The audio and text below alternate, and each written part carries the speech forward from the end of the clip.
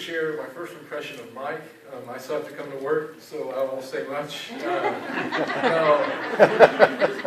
First good impression. No, I remember Mike called me up. My brother-in-law was youth pastor here and music pastor, and I kind of got connected through that way. And I met Mike before just coming to church with my brother-in-law, and my sister, and so I knew what to expect. I was like, okay, I know Mike because he looks like Steve Carell, so you can't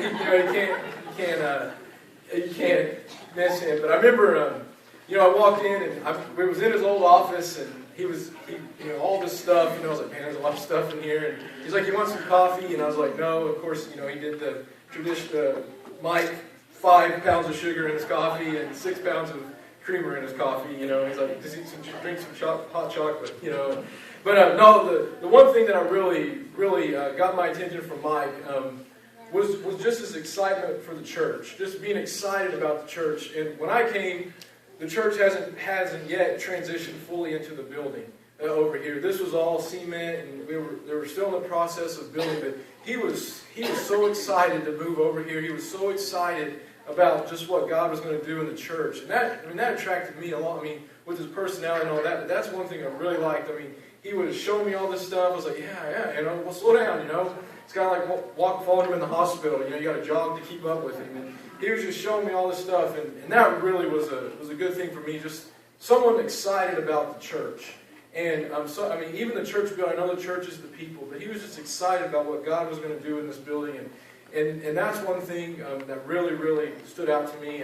And I'm not saying this because you're my boss or a pastor, but I do want to say this.